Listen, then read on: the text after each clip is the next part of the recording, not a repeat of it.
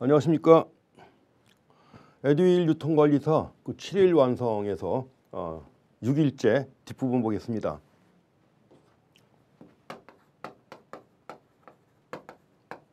데이 6의 두 번째 부분입니다. 801번부터 문제가 나왔는데 그 801번부터 시작해가지고 가장 핵심적인 꼭 한번 확인하고 지나가야 될 이런 문제 정도 좀 몇 개 확인해 보겠습니다. 먼저 801번 문제 나와 있는데 아주 잘 나오는 문제죠. 자료와 정보, 지식 간의 관계를 갖다 물어보는 겁니다. 그래서 어느 것이 자료에 해당하고 어느 것이 정보고 어떤 것이 지식인가 이걸 물어보는 문제죠. 그래서 801번 아래 글 상자에 가로 안에 들어갈 용어를 순서대로 짝지은 것이 뭐냐고 그랬습니다. 옳은 것이 뭐냐고 했는데 자, 기억 나와 있습니다. 기억은 상황 정보, 경험, 규칙, 가치가 포함되어 있어요. 체계화된 결과로 인과 또는 원인 관계를 형성하여 새로운 가치를 창출해낸 또 다른 사실이다 그랬는데 이게 바로 뭐죠? 지식입니다.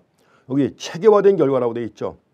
여러 가지 규칙이나 경험, 가치가 포함되어 체계화된 결과. 우리가 정보가 축적되고 체계화돼 가지고 뭐가 되는 거예요? 지식이 되는 것이죠. 그래서 바로 기억은 지식에 대한 내용입니다. 정보가 체계화돼 가지고 된 지식이고요. 다음에 두 번째는 피터 드러커는 현대 경영학의 대가라고 불리우는 분입니다. 피터 드러커 선생. 자, 관련성과 목적성이 부여된 사실이에요. 관련성과 목적성이 부여된 사실. 그러니까 사실을 갖다가 뭐예요? 사실을 갖다가 분석해 가지고 가공한 겁니다. 뭐예요? 이게 정보가 되는 것이죠. 이런 걸 갖다가 정보라고 했다는 겁니다. 그래서 이은혜에 해당하는 내용은 바로 정보가 되겠습니다. 그 다음에 디귿 나와 있는데 디귿은 45%의 재고가 남아있다와 같이 구체적이고 객관적인 팩트예요. 팩트, 사실 그 자체.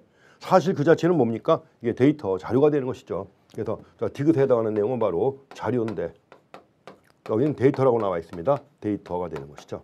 그래서 이 자료와 정보, 지식 간의 관계에서 뭐가 자료고 뭐가 정보고 뭐가 지식인가 구분하는 것도 중요하고 그리고 다시 한번 얘기하지만 이 자료를 갖다가 수집, 분석, 가공한 것이 정보고 이 정보가 축적돼 가지고 체계화된 게 바로 뭐다? 지식이라는 거죠.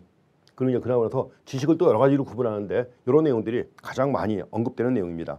그래서 801번 정답은 4번이 되겠습니다. 그 옆에 나와 있는 문제도 비슷하게 나온 건데 내용은 다르죠. 꼭 확인하실 내용들입니다. 그렇게 해서 문제 하나 보시고요. 다음에 두 번째 문제는 자, 808번 문제 보겠습니다. 두 번째는 808번. 이것도 아주 잘 나오는 문제 유형입니다. 근데 아주 쉬워요. 오늘날 그 디지털 경제의 특징이 잘 물어봅니다. 디지털 경제 또는 지식 기반 사회 또는 정보화 사회라고 하는데 그래도 제일 많이 쓰는 말은 디지털 경제라는 말을 제일 많이 씁니다. 그래서 전통적인 이 산업 사회를 지배했던 법칙이 디지털 경제에서는 적용이 안 된다는 얘기죠. 가지고 이제 가장 많이 언급되는 것이 디지털 경제에서는 뭐예요? 이거 제일 많이 나오는 겁니다. 디지털 경제를 갖다 지배하는 법칙은 바로 수학 체증의 법칙에 지배를 받는다는 거죠. 전통적인 생산을 지배하는 것인 수학 체감의 법칙인데 디지털 경제에서는 수학 체증의 법칙이 지배한다는 겁니다. 그러니까 이제 상품도 디지털 상품 뭐 이런 거니까 수학 체증의 법칙이 지배하고 그리고 수학 체증이 지배하게 되면 한계 비용 우리가 한 개를 더 만들 때 추가되는 비용이 한계 비용이에요. 근데 이럴 때 한계 비용은 계속 체감합니다. 원래 전통 사회에서는 한계 비용은 체증하는 거예요. 근데 한계 비용이 계속 체감하다가 나중에는 0이 되는 겁니다. 추가 생산 비용이 거의 안 들어요. 그러니까 한계 비용이 거의 0에 가까워지는 거죠. 이게 바로 디지털 경제의 중요한 특징이고 시험 문제 나올 때 이걸 제일 많이 언급합니다. 그래서 디지털 기술의 특성으로 가장 올바르지 않은 게 뭐냐고 했습니다. 1번 빛과 같은 속도로 이동하면서 정보를 전달할 수 있는 광속성이 있다. 맞죠? 아주 빠르죠. 다음에 두 번째로 반복해서 사용해도 정보가 줄어들거나 질이 떨어지지 않습니다. 무한 반복 재현성이 있습니다. 다음에 3번 정보를 다양한 형태로 가공하고 확대 재생산할 수 있는 용이성이 있다는 거 맞습니다. 자, 4번 송수신자가 동시에 서로 정보를 주고받을 수 있는 쌍방향성이 있다는 것도 맞죠. 5번 보시게 되면 메트칼프의 법칙이 적용한다고 했는데 메트칼프의 법칙도 오늘날 디지털 경제를 지배하는 중요한 법칙의 하나죠. 그래서 네트워크의 가치는 사용자 수의 제곱에 비례한다는 거죠. 사용자 수의 제곱에 비례한다는 얘기는 결국 뭐예요? 수학 체증의 법칙이 작용한다는 겁니다. 수학 체증이 작용한다는 것이고 따라서 한계 비용은 체감한다는 이런 현상이죠. 그래가지고 수학 체감이 아니라 수학 체증의 법칙성이라고 하는 겁니다. 정답은 5번입니다. 여기에 대해서 문제가 굉장히 많이 나왔습니다. 그 뒤에 뭐 나온 문제들도 문제 유형은 달라도 되게 이 내용을 갖다 물어보는 문제가 많습니다. 그리고 메칼프의 법칙과 함께 다른 법칙들도 잘 확인하셔야 돼요. 여기 뭐 813번 보시면 롱테일 법칙도 나오고 그리고 또 무어의 법칙도 가끔 또 나오죠. 자, 이런 법칙들은 항상 잘 확인하셔야 됩니다.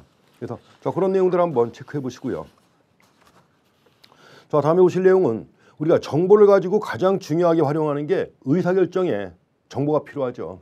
그래서 의사결정과 관련된 문제가 또 계속 나오는데 자, 의사결정의 유형이 여러 가지가 있어가지고 그것도 잘 물어보는 것 중에 하나입니다. 그래서 이번에는 자, 820번 문제 보시겠습니다.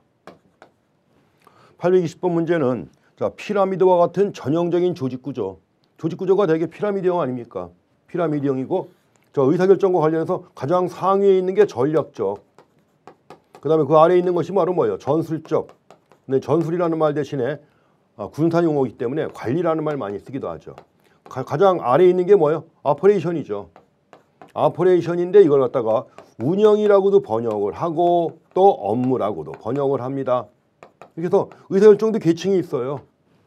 그것도 이 전략적 의사결정은 대부분 다 비정형적이죠. 비정형적 또는 비구조적이라고 합니다. 반면에 중간에 있는 것은 반정형적, 세미 해가지고 반정형적, 반구조적. 반면에 운영이나 업무는 뭐예요? 매뉴얼대로 하면 되는 거죠. 그 매뉴얼이 바로 뭐예요? 프로그램. 그래서 프로그램드 해가지고 정형적 또는 구조적인 이런 특성이 있습니다. 구조적이다 하는 것이고. 그 당연히 이거는 전략에 해당하는 거니까 누가 하는 거예요? 최고 경영자가 하는 것이죠. 최고 경영자가 아무런 정보도 주어지지 않는 상태에서 최고 경영자가 독창적으로 해야 되는 거예요. 창의적으로. 이건 매뉴얼대로 따라가면 되는 것이고 현장 경영자가. 그래서 이 구조를 갖다 항상 잘 물어봅니다. 그럼 여기서 먼저 그래서 일단 다시 한번 문제 보겠습니다. 피라미드와 같은 전형적인 조직 구조 형태에서는 조직 수준별로 의사결정, 문제 해결, 기회 포착에 요구되는 정보 유형이 각기 다르다. 그럼 조직 수준과 의사결정 유형 특성에 대한 설명으로 가장 옳지 않은 게 뭐냐고 했습니다. 1번 전략적 수준은 가장 상위에서 최고 경영자가 하는 거죠. 대부분 비구조화된 의사결정 문제들이 대부분이다. 맞습니다. 비구조화된 또 비정형적인 이런 의사결정이 대부분입니다. 2번은 병가를 낸 직원이 몇 명인가. 자, 인적 자원 관리할 때 오늘 출근한 인력, 그 다음에 오늘 휴가인 사람, 병가를 낸 인력 이거 그날 통계 나올 거 아니야. 그날 나오는 거죠. 이게 바로 뭐 업무입니다. 이거는 늘 일상적으로 늘 하는 업무 아니에요. 그래가지고 이건 바로 자, 운영적 수준에서 관리해야 할 정보입니다. 병가를 낼 직원이 몇 명인가 뭐 이런 것들. 자, 오퍼레이션 수준에서 관리해야 될 정보가 되겠습니다. 맞습니다. 자, 3번의 효과성. 우리가 이 경영학 공부할 때 경영학의 지도 원리라고 해서 경영학 공부할 때 의뢰 제일 앞에 나오는 게 있습니다. 경영학의 지도 원리. 경영이라는 게 뭐예요? 조직을 관리하는 것이고 조직을 관리하는 방법을 연구하는 게 경영학인데 두 가지 중요한 가치를 갖다 제시합니다. 하나는 뭐냐? 효과성하고 또 한 가지는 효율성 두 가지를 제시하죠. 효과성은 뭐죠? 목표의 달성 여부입니다. 그 조직이 설정한 목표의 달성 여부를 갖다가 효과성이라고 하는 것이고 반면에 그 목표를 달성하는 과정에서 얼마나 많은 비용이 들었느냐 이걸 설명하는 게 뭐예요? 효율성이죠. 그래서 목표를 달성하는 과정에서 가장 적은 비용이 들었다. 가장 적은 비용을 가지고 목표를 달성했다. 그러면 효율성도 높은 거죠. 그 두 가지 가지고 따지는 건데 그럼 여기서 3번 효과성에 초점을 둔 핵심 성공 요인 목표의 달성 여부와 관련된 겁니다. 그렇다면 가장 뭐예요? 상위에서 책임져야 되는 거죠. 그렇잖아요. 전략, 전술, 운영 이거는 목표를 달성하는 방법이고 이후에 목표가 있단 말이에요. 그 위에 사명이 있고 사명, 목표, 그 다음에 전략, 전술 이런 것들이 있는 거죠. 그러니까 가장 상위에 있는 거예요. 그러니까 운영적 수준이 아니라 말은 뭐예요? 전략적 수준에서 고려해야 할 측정 척도가 됩니다. 자, 효과성에 초점을 둔 핵심 성공 요인 전략적 수준이 되겠습니다. 3번이 틀렸습니다. 자, 3번 관리적 수준의 대표적인 구성원 유형은 관리적 수준이에요. 누가 하는 거예요? 중간 경영자가 하는 거죠. 최고 경영자, 현장 경영자 가운데 중간 경영자가 담당하는 겁니다. 그래서 중간 경영자, 매니저, 감독 등이다. 맞습니다. 그 다음에 5번에 운영적 수준의 의사결정은 운영적 수준의 의사결정 구조적이에요. 또는 정형적이고 늘 하는 겁니다. 반복해서 일상적으로 늘 그래서 반복적인 이런 특성을 가지고 있죠. 여러 가지 의사결정의 유형에 대해서 내용 정확하게 확인하고 지나가셔야 되겠습니다. 그래서 이렇게 갖고 이 문제도 꽤 많이 나오는 유형의 문제입니다. 그러니까 한 번 정도는 꼭 확인하셔야 되겠죠. 다음에는 이제 그 정보 시스템과 관련해 가지고 특히 유통정보 시스템과 관련된 용어가 나와 있습니다. 825번 문제 나와 있습니다. 그래서 유통정보 시스템과 관련된 용어에 대한 설명으로 옳은 것이 뭐냐고 했는데 용어들 뭐 많이 쓰는 겁니다. 근데 뭐 가장 초보적인 내용들이죠. 여기서 나온 용어들이. 그래서 내용 보시게 되면 자 1번에 인바운드 콜이라고 했습니다. 인바운드 콜 해가지고 유통업체에서 전화를 이용해서 고객을 대상으로 영업한다고 그랬습니다. 바로 텔레마케팅에 해당하는 건데 텔레마케팅에도 두 가지가 있죠. 텔레마케팅에 약자로 쓰겠습니다. 여기도 두 가지가 있어갖고 인바운드하고 아웃바운드가 있단 말이에요. 아웃바운드 그리고 인바운드가 있습니다. 아웃바운드는 뭐냐? 아웃바운드는 유통업체에서 전화를 갖다 고객한테 전화를 거는 거예요. 유통업체에서 고객한테 전화를 걸어가지고 구매를 갖다 유도하는 게 바로 뭐예요? 아웃바운드. 반면에 인바운드는 뭐냐? 광고를 갖다 한 다음에 고객이 전화하도록 만드는 거예요. 그리고 고객이 전화하도록 만들어가지고 응대하고 제품 구매를 권유한다. 이게 바로 뭐예요? 인바운드입니다. 그래서 1번에 나와 있는 것은 인바운드 콜이 아니라 뭐예요? 아웃바운드 콜이죠. 유통업체에서 전화를 갖다 걸었다. 아웃바운드 콜이 되겠습니다. 다음에 2번에 크로스셀링이라고 나와 있는데 고객을 대상으로 한 단계 더 업그레이드된 제품, 한 단계 더 업그레이드 됐고 가격도 높은 이런 상품을 갖다가 구매하도록 권유하는 거죠. 해가지고 거기에 이제 상향 판매한다. 상향 판매 나왔으면 답은 뭐예요? 업셀링이죠. 2번은. 1번 이거 보시고 2번 같은 경우에는 아예 상향 판매라고 나왔으니까 바로 뭐예요? 업셀링 얘기하는 겁니다. 그래서 보다 가격대가 높고 고급적인 이런 상품의 구매를 갖다 권유하는 겁니다. 그러니까 50만 원짜리 카메라 사러 온 사람에게 기능도 뛰어나고 한 100만 원짜리 사도록 권유하는 이런 것들 이게 바로 업셀링, 상향 판매라고 합니다. 자, 3번의 경우에는 업셀링이라고 했는데 고객을 대상으로 서로 관련성이 없는 제품을 갖다가 판매하는 전략이라고 했는데 관련성이 없는 제품을 갖다가 하나 더 구매하도록 하는 거죠. 예컨대 냉장고 구매하러 온 고객한테 예컨대 뭐예요? 세탁기까지 구매하도록 권유하는 겁니다. 아주 기능이 뛰어난 세탁기가 나왔으니까 한번 써보시라. 이런 식으로 뭐라고 그래? 이걸 크로스셀링이라고 하는 거죠. 교차 판매라고 하는 겁니다. 3번은 크로스셀링에 관한 내용입니다. 교차 판매와 관련된 내용. 자, 4번 오더 피킹 시스템은 뭘까요? 오더, 주문이에요. 주문이 들어오게 되면 창고에 보관 중인 상품을 갖다 꺼내가지고 고객한테 보내야 될 거 아닙니까? 이게 바로 오더 피킹 시스템이에요. 그래서 거기 나와 있지만 수주받은 또는 주문받은 물품을 창고에서 출하하는 업무 이걸 지원하는 시스템이 바로 오더 피킹 시스템입니다. 그래서 우리가 흔히 창고 관리 시스템이라고 해서 WMS라고 합니다. 창고 관리 시스템이에요. 잘 아시겠지만 웨어하우스 매니지먼트 시스템. 그래서 그 창고 관리 시스템을 갖다 구성하는 한 가지가 바로 뭐예요? 오더 피킹 시스템이에요.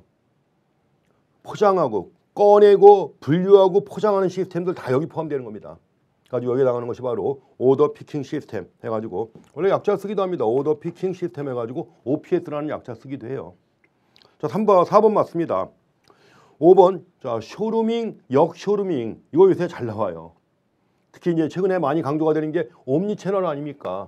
옴니 채널. 옴니 채널 하면 떠오르는 게 뭐예요? 온라인 투 오프라인 아닙니까? 온라인 투 오프라인. 온라인과 오프라인이 연계돼 가지고 고객한테 다양한 경험도 제공하고 물건을 갖다가 다양한 측면에서 구매하도록 하는 거죠. 옴니 채널 나오면서 이와 함께 잘 나오는 게 쇼루밍인데 쇼루밍은 뭐냐 하면 여기 온라인 매장에서 제품을 갖다 본 다음에 구매는 오프라인 매장에서 구매한다고 그랬죠? 반대입니다. 쇼루밍은 오프라인 매장에서 상품을 갖다 일일이 다 확인하고 점검한 다음에 구매는 온라인으로 하는 거예요. 이게 쇼루밍. 반대의 경우 여기 나와 있는 거 뭐에 대한 설명이에요? 역쇼루밍에 대한 설명입니다. 그래서 여기 지금 5번 내용은 역쇼루밍. 역쇼루밍 해가지고 리버스 쇼루밍이라고 하는 겁니다. 그래서 이거 정확하게 구분하셔야 됩니다. 많이 나온 거예요. 그래서 이렇게 해서 내용 확인하시고요. 해설 참고해가지고 정확하게 확인하시기 바랍니다. 그래서 825번은 정답이 4번이 되겠습니다. 다음에 보실 문제는 837번 문제 한번 보시겠습니다. 빅데이터. 자, 최근에 그 사물 인터넷 포함해가지고 4차 산업혁명에 가장 핵심되는 내용들 관련된 게 시험에 계속 나오고 있죠. 그래서 그 중에 하나가 또 빅데이터. 여러 번 나왔습니다. 계속 나올 겁니다. 자, 빅데이터 해가지고 지금까지 뭐 2번 정도 나왔던 게 빅데이터의 중요한 특징 해가지고 3V가 나와 있죠. 빅데이터의 중요한 특징 3V가 뭐죠? 규모가 엄청 크다는 거죠. 볼륨. 그 다음에 속도가 엄청 빠르다는 겁니다. 벨로시티. 그 다음에 굉장히 다양하다는 거죠. 빅데이터는 정형 데이터뿐만 아니라 뭐예요? 예컨대 텍스트 데이터, 수치 데이터, 텍스트 데이터, 웹 데이터 다 여기 포함돼요. 그래가지고 버라이어티라고 하는 게 특징입니다. 다양성이죠. 규모, 속도, 다양성 해가지고 이걸 3V다 해가지고 시험에 나온 적이 있었습니다. 이것도. 근데 여기서는 자, 빅데이터 분석 특성에 대한 설명으로 가장 적합하지 않은 게 뭐냐고 했습니다. 1번 정보기술의 발전으로 실시간으로 다량의 데이터를 갖다 수집할 수 있다. 맞습니다. 실시간으로 다량의 데이터를 갖다 수집할 수 있습니다. 2번 빅데이터 분석은 정형 데이터 분석은 가능하지만 비정형 데이터에 대한 분석은 불가능하다? 아닙니다. 우리가 빅데이터 분석할 때 텍스트 마이닝, 텍스트 마이닝도 있고요. 웹 마이닝도 있고요. 웹상에서 얻어진 정보 가지고 분석하는 거죠. 이런 것들. 그러니까 텍스트 데이터, 웹상에서 얻어진 데이터 다 활용해요. 그렇기 때문에 정형 데이터뿐만 아니라 비정형 데이터도 자유롭게 분석할 수 있는 게 빅데이터 분석의 중요한 특징입니다. 정형 데이터뿐만 아니라 여러 가지 뭐 신문 기사라든가 잡지에 난 기사 같은 텍스트 데이터, 또 웹상에 SNS상에서 주고받은 표현들 이런 것들 다 수집해가지고 활용하죠. 웹상에서 얻은 데이터까지 다 분석이 가능합니다. 그래가지고 2번이 틀렸습니다. 자, 3번의 빅데이터는 거대한 규모의 디지털 정보량을 확보하고 있다. 거대한 규모, 볼륨. 거대한 규모. 그 다음에 4번 빅데이터 분석은 새로운 가치를 창출하기 위한 정보를 제공해준다. 맞습니다. 그 다음에 5번에 시계열적 특성을 가지고 있는 빅데이터 가지고는 추세 분석이 가능하죠.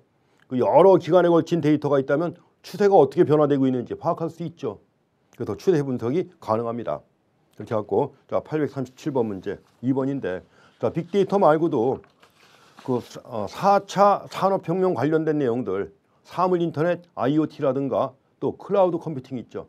클라우드 서비스. 요새 뭐 기사에도 굉장히 많이 나옵니다. 클라우드 서비스가. 경제신문 관련 기사에도 많이 나올 정도로 많이 언급된 내용 중에 하나입니다. 그래서 그런 내용들 하다못해 뭐 드론 또 인공지능 이런 내용들 나오면 자 관심 있게 확인하시고 문제 분명히 나옵니다. 그래서 그런 내용들 잘 정리하시면 되겠습니다. 에듀윌 유료 회원만의 남다른 서비스.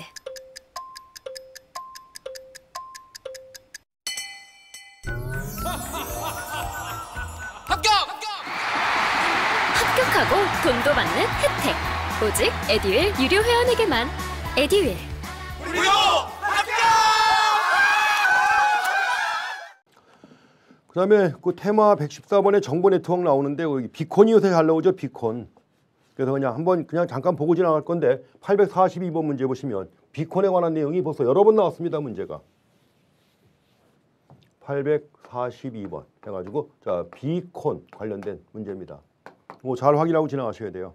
그래서 거기 스타벅스 코리아가 지난 2014년에 이 기술을 갖다 응용한 모바일 주문 서비스 사이렌 오더를 시행했는데 사이렌 오더가 어디에 해당하느냐 하는 거죠. 이게 바로 비콘에 해당하는 겁니다. 그래서 비콘하고 또 NFC하고 구분해가지고 내용 확인하시고요. 뭐 잘 나오고 또 나올 겁니다. 그래서 그렇게 체크해 주시고. 자, 다음엔 그 지식경영 관련해가지고 뭐 문제가 많이 나오는데 그 지식경영 관련해가지고 언급되는 게 지식의 종류를 갖다 크게 폴라니가 두 가지로 구분했죠. 그래서 이제 849번 문제 보겠습니다. 하나서. 지식을 칼 폴라니가 형식지하고 암묵지로 구분했습니다. 그래갖고 여기에 대한 내용이 시험에 계속 나오고 또 지식의 변화 과정에서도 암묵지가 암묵지로, 형식지가 암묵지로 변화하잖아요. 그래서 여기서 일단 형식지와 암묵지를 갖다 구분하는 문제. 이게 여러 번 나왔던 거니까 한번 확인하시기 바랍니다. 거기 1번 보시게 되면 그래서 크게 지식을 암묵지와 형식지로 구분할 경우 이에 대한 설명으로 가장 옳지 않은 게 뭐냐고 했습니다. 1번 철학자 폴라니가 우리가 말할 수 있는 것 이상의 것을 알 수 있다. 말할 수 있는 것 이상의 것. 이게 뭐예요? 암묵지죠. 말할 수 있는 것은 형식지고 그 이상의 것 하면 암묵지가 되는 거죠. 암묵지와도 관련이 있다. 맞습니다. 다음에 이번에 암묵지는 언어나 구조화된 체계를 가지고 존재한다고 했는데 언어나 구조화된 체계를 가지고 존재하는 건 뭐예요? 형식지죠. 2번이 틀렸습니다. 3번에 제품 사양, 문서, 데이터베이스, 매뉴얼, 화학식 뭐예요? 형식지입니다. 이런 것들이 바로 형식지로 분류가 되는 것이죠. 그 다음에 4번의 암묵지는 개인, 집단, 조직의 각 차원에서 개인적 경험이나 이미지 혹은 숙련된 기능, 조직 문화, 풍토 이런 것들이 바로 암묵지가 되는 겁니다. 그 다음에 5번 형식지는 서술하기 쉽고 객관적, 논리적인 디지털 지식 다 포함됩니다. 서술하기 쉽고 객관적, 논리적이에요. 그래서 이것이 바로 형식지가 되겠습니다. 이렇게 해서 형식지와 암묵지의 차이점을 갖다가 잘 구분하시는 거 필요하고 그 뭐 다 아시는 거지만 이제 855번에 아주 워낙 잘 나옵니다. 855번. 자, 노나카 이쿠지로의 새키 모형입니다. 새키 모형에서 중요한 게 일단 순서 잘 물어보죠. 근데 새키니까 알겠죠. 소셜라이제이션, 사회화, 익스터널라이제이션, 외제화 또는 외부화, 컴비네이션, 결합화 또는 종합화, 인터널라이제이션, 내면화 또는 내부화입니다. 그 순서입니다. 근데 그 순서인데 보다 더 중요한 게 뭐냐. 자, 소셜라이제이션은 암묵지가 되는 거예요. 암묵지가 되는 것이고 두 번째, 익스터널라이제이션은 뭐예요? 암묵지가 형식지가 되는 거죠. 암묵지가 형식지가 되는 것이고 컴비네이션은 형식지가 되는 겁니다. 형식지끼리 묶어가지고 이제 종합화하는 거죠. 형식지. 마지막으로 이 매뉴얼을 보고 내가 머릿속에 집어넣어야죠. 매뉴얼에 나와 있는 건 형식지인데 내 머릿속에 집어넣는다. 뭐가 되죠? 암묵지가 되는 거죠. 그래서 인터널라이제이션은 형식지가 암묵지가 되는 것이라고 하는 것도 잘 확인하셔야 되고요. 가지고 이런 내용들 늘 나오는 거니까 잘 확인하시기 바랍니다. 우선 그냥 순서 물어본 겁니다. 지식은 개인의 암묵지가 다른 사람에게 전수되어 다른 사람의 암묵지로 변화하는 거예요. 뭐 사회화. 두 번째는 암묵지가 형식지로 변환되어 전파된다. 뭐예요? 외제화 또는 외부화입니다. 그 다음에 형식지가 확대되어 또 다른 형식지로 변화된다. 종합화 또는 결합화. 마지막으로 형식지로 표현된 지식이 개인의 암묵지로 변화되어 실제화되는 게 뭐예요? 이게 내면화라고 하는 거죠. 내면화 또는 내부화입니다. 해갖고 이렇게 갖고 내용 확인하시면 되겠습니다. 뭐 워낙 잘 나오고 또 나올 겁니다. 그래서 그 내용들 좀 확인하시고 자, 다음에 보실 내용은 자, 지식경영과 관련해 가지고 뭐 지식관리 시스템도 나오는데 뭐 다들 읽어보면 쉽게 알 수 있는 그런 내용들입니다. 그래서 자, 그 내용 한번 보시고 그 869번에 나와 있는 지식경영의 효과가 나와 있는데 이거 하나만 체크해 보겠습니다. 869번 지식경영의 효과 나와 있습니다.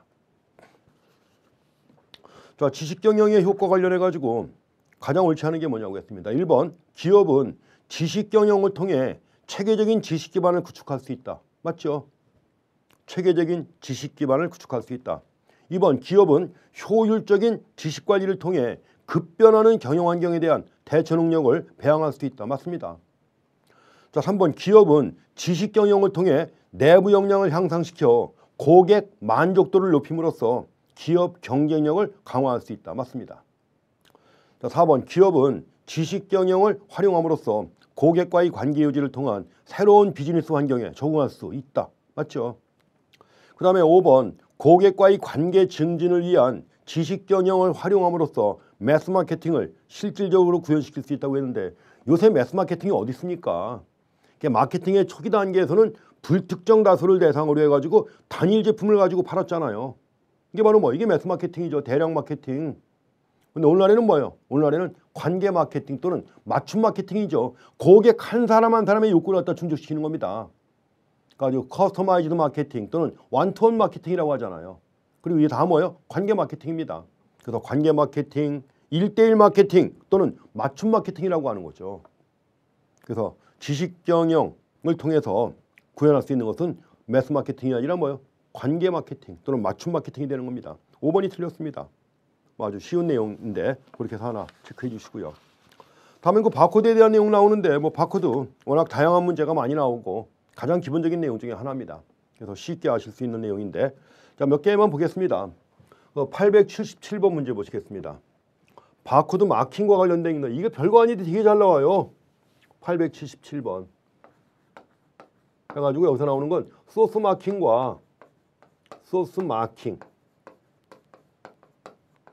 그 다음에 뭐예요? 매장 안에서 바코드를 갖다 인쇄해가지고 부착하는 게 있잖아요. 뭐예요? 이건 인스토어 마킹이죠.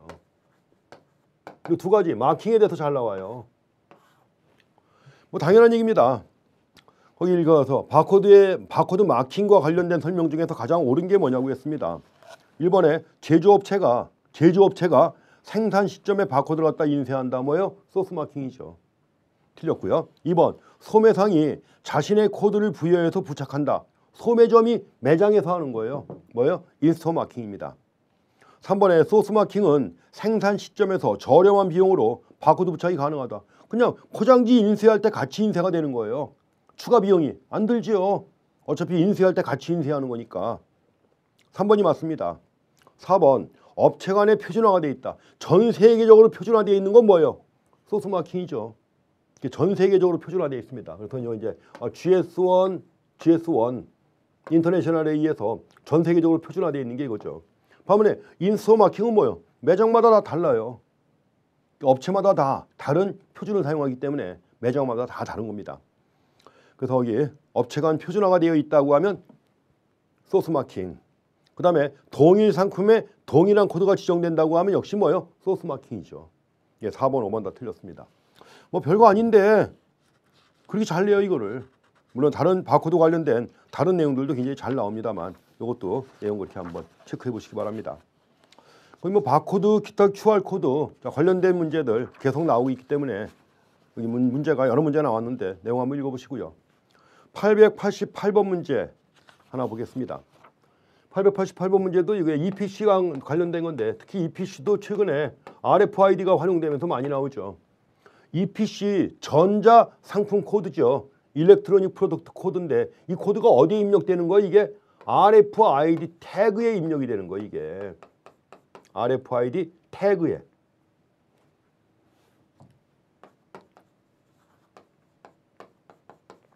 전자상품 코드입니다. 이 전자상품 코드의 중요한 특징은 뭐냐면 일련 번호가 붙어 있어요. 일련 번호. 맨 앞에 헤더가 나오고 헤더 다음에 EPC 매니저가 나옵니다. 매니저가 나온 다음에 품목 코드가 나오고 마지막에 뭐예요? 시리얼 넘버가 들어가요. 시리얼 넘버가 들어가기 때문에 EPC의 경우에는 뭐예요? 똑같은 품목이지만 10개가 있다. 10개 시리얼 넘버가 다 달라요. 이게 중요한 특징이 되는 것이고 시험에서 또 그걸 잘 물어보는 겁니다. 그래서 시리얼 넘버가 있으니까 만약에 누가 위조했다. 시리얼 넘버가 없어요. 그럼 위조된 거 쉽게 알 수 있죠. 1번 위조품 방지 기능이 있습니다. 위조품 방지 기능이 있고 품목 하나하나마다 물건 하나하나마다 시리얼 넘버가 다르니까 유효기간을 잘 관리할 수가 있죠. 유효기간을 관리할 수 있다. 4번 상품 그룹별 품목 단위 즉 동일 품목까지 식별할 수 있다고 했는데 동일 품목의 개별 상품 하나하나까지 다 식별할 수 있는 겁니다. 동일 품목까지가 아니라 동일 품목의 개별 상품까지 식별할 수 있는 겁니다. 3번이 틀렸습니다. 4번에 자, 상품 추적 기능이 있죠. 당연히 태그에 입력돼가지고 활용되기 때문에 그 태그라고 하는 거 무선 주파수 인식이에요. 무선 주파수 인식이기 때문에 뭐예요? 상품 추적 기능이 있습니다. 그 다음에 상품별로 재고 관리가 가능하다는 거죠. 맞습니다. 이렇게 해가지고 자 EPC의 특성에 대한 내용들 그렇게 하나 좀 확인하시고요. 그 뒤에 이어서 나오는 게 포스 시스템 나오는데 뭐 포스 시스템 제일 많이 나오는 거죠. 그래서 이제 한 번만 읽어보시면 되겠습니다. 거기 897번 하나만 더 보겠습니다. 이것도 역시 이와 관련해서 나온 얘기죠. 897번 문제입니다. 바코드 기술과 RFID 기술에 대한 설명으로 옳지 않은 게 뭐냐고 했습니다. 1번 유통업체에서는 바코드 기술을 판매 관리에 활용하고 있다. 맞죠? 모든 판매 관리의 기초가 되는 게 바코드 관련된 겁니다. 그래서 포스데이터죠. 포스데이터를 하는데 포스데이터가 바코드를 기반으로 해서 수집되고 활용되는 것입니다. 1번 맞고요. 2번 바코드 기술은 핀테크 기술에 결합되어 다양한 모바일 앱에서도 활용되고 있습니다. 어지간한 모바일 앱에서 바코드 다 읽어요. QR코드도 다 읽고. 다 아시죠?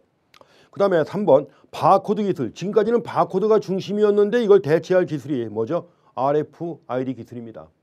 무선 주파수 인식 기술이고요.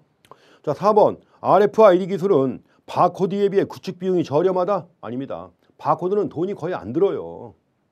포장지 인쇄할 때 그냥 인쇄가 되죠. 거기다 그냥 스캐너가 읽은 다음에 모든 정보 처리가 다 이루어지죠. 그래서 구축 비용이 저렴하다는 것도 틀렸고 보안 취약성 때문에 활성화되고 있지 않다. 지금은 다양한 보안 방법이 개발돼 가지고 활용되고 있습니다. 암호화 방법도 있고 여러 가지 뭐 패러데이 울이라든가 뭐 등등 이런 여러 가지가 있어 갖고 보안도 매우 강화됐습니다.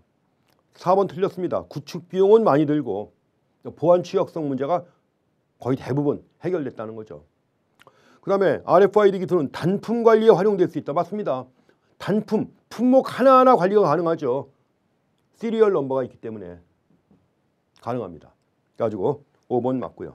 정답은 4번이 되겠습니다.